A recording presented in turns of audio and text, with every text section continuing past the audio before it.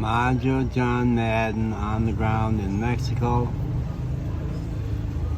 I have a channel brewing, a bunch of videos towards a channel that's going to be called Enchanted Mexico or Magical Mexico, and this place is magic and it's so diverse. That beautiful car there, I'm down in the central. Now that beautiful car is liable to be a Hyundai, but where I was up in Boca del Rio, there were only beautiful cars, and they were Mercedes and Audis. This pretty car, I think, is Ford, but you also see some incredible beater cars, which is more what I call the real Mexico. Children are so doted on by several generations and their brothers and sisters. It's not possible for me to not be in a magical state in Mexico. Everywhere I turn, there are things I see that make me so happy. I've commented on how I have another channel about gender issues in the U.S. and Mexico. In the U.S., there's a beater car and beater truck, beater buses, lots of taxis. About how in the U.S. it's not allowed for a man to comment on a woman's beauty. You get in big trouble. It's a catcall. Man, in Mexico, you tell a woman she's pretty and they like it. And it's partly because the men in Mexico are not violent like so many men in the U.S. They've grown up in very close families. Oh, they're letting the dogs off the leash. There they go. That's great. Very seldom do you see a dog in Boca del Rio, the affluent area, that's off a leash. And in the country parts of Mexico, no dogs are on leashes. Almost no dogs are owned. Some are, but mostly not. You see people pushing, whatever you call that thing. See pushing wheelbarrows. Now that's a genuine Uber Eats.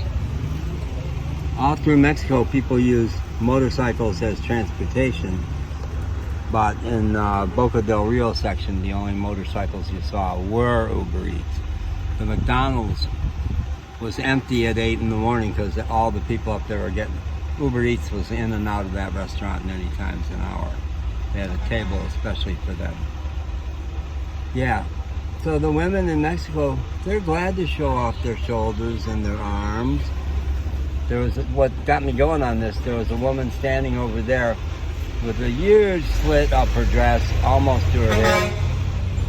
And I said, don't, that's creepy, don't take a picture of her.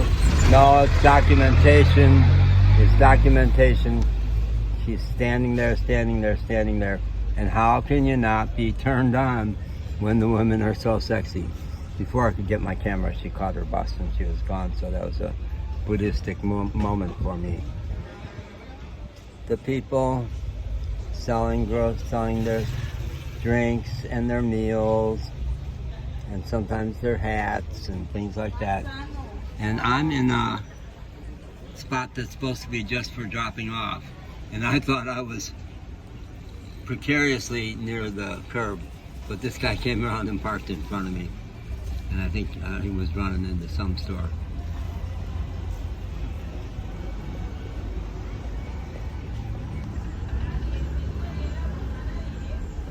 So happy here.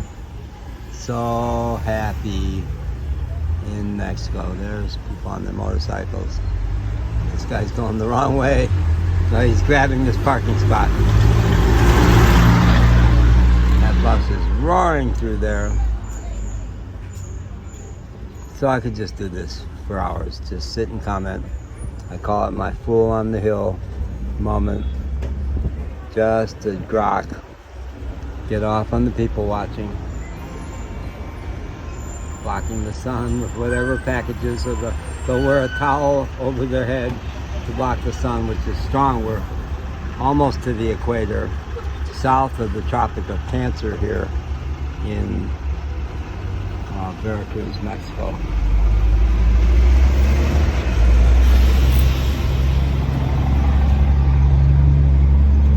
Buffalo Wild Wings.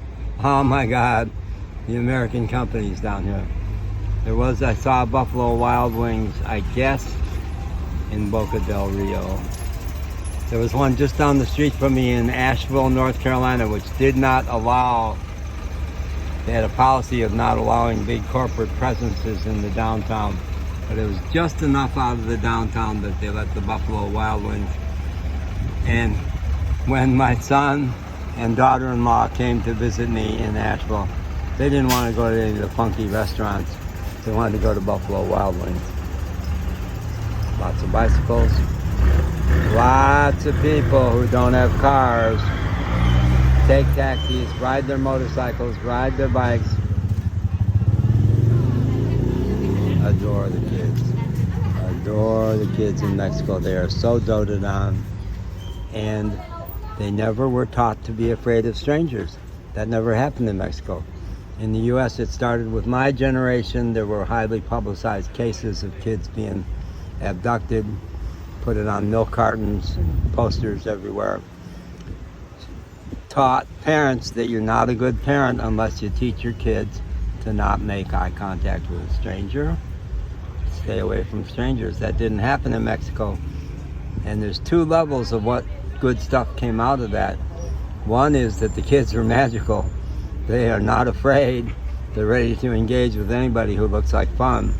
And the other is that it carries on into adulthood. Very, very few stoplights. You have to negotiate your way through. And they're good negotiators. Very few accidents. It's a much more social society. It's not me, me, me. It's not my light. I've got the light. No, we have to work it out together. Yeah. Yeah, so it continues on into adulthood where the adults are way more expressive, way more emotional, way less trying to control their image, much more what you see is what you get.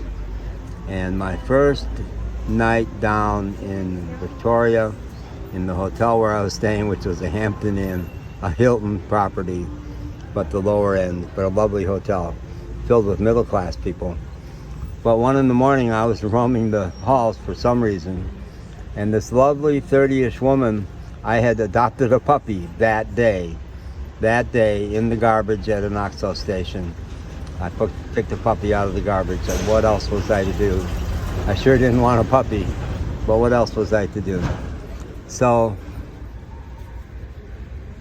I was walking through the hotel with this puppy in my arms, and this lovely woman said something to, and my Spanish was much poorer then, so I had absolutely no idea what she was saying, except she was gushing with emotion. And you know, traveling alone for, at that point, 3 years, I thought she wanted me. I was like, what could explain a pretty woman being so emotional in my direction in the dark in a hotel? And then she did it again down by the front desk. And the night front desk guy had some English, and I said, help me understand what just went on there. Is she coming on to me? And he says, no, man. She's saying you have a really cute puppy. you have a really cute puppy. So I've learned to adjust.